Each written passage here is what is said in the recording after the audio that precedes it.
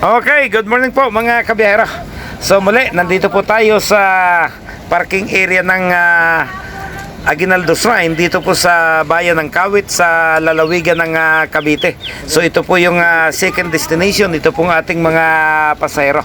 Makailang ulit na rin po naman nating narating ang lugar na ito. Pero sa pagkakataon pong ito ay susubukan ko pong makiusap na makunan po ng video yung mismong libingan po ng ating dating Pangulo na si Emilio Aguinaldo, mga kabihero. So tara, pasok po tayo.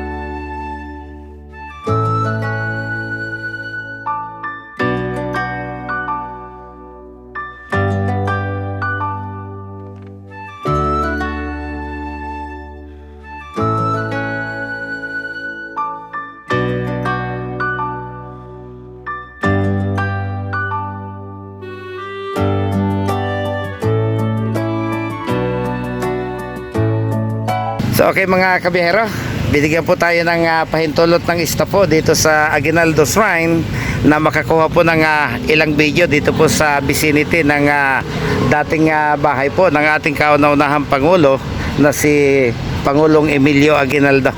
So pag kayo po ipapasok dito para gumawa po ng content ay may maroon po kayong mga pipilapan katulad po nitong aking pinilapan dito mga kabihero. Yan, salamat kay SG Herrera. Siya po yung nag-facilitate na makaroon po ako ng kontak sa loob para malaya po tayong makakuha ng video mga kabiyahero. Okay, pasok po tayo.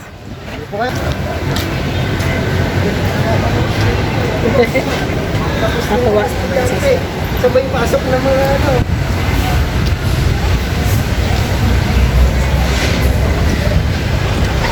Yan, ito po yung side po ng dating bahay po ng unang Pangulo ng Pilipinas na si Pangulong Emilio Aguinaldo.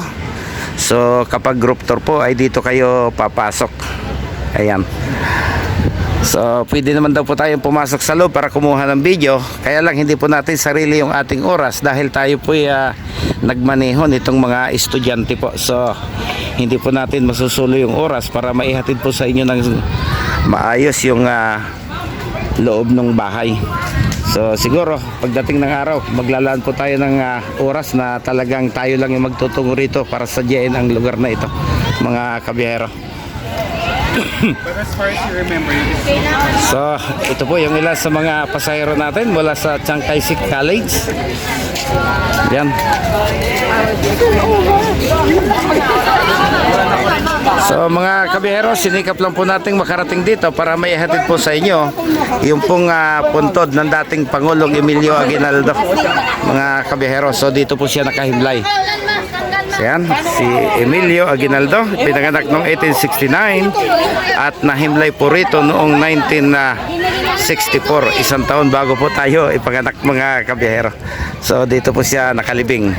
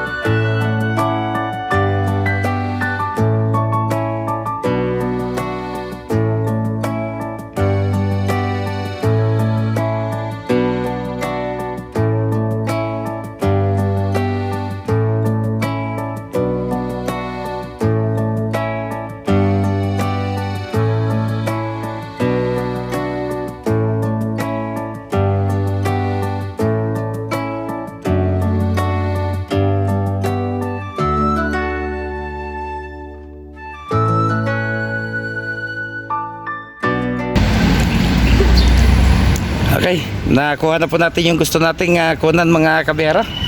Magpasalamat na po tayo dito sa ating bagong kaibigan, si Security Guard Herrera from Nasugbu, Batangas. Shoutout sa'yo pare. Salamat ha. Sa loob, ayaw mo tingnan.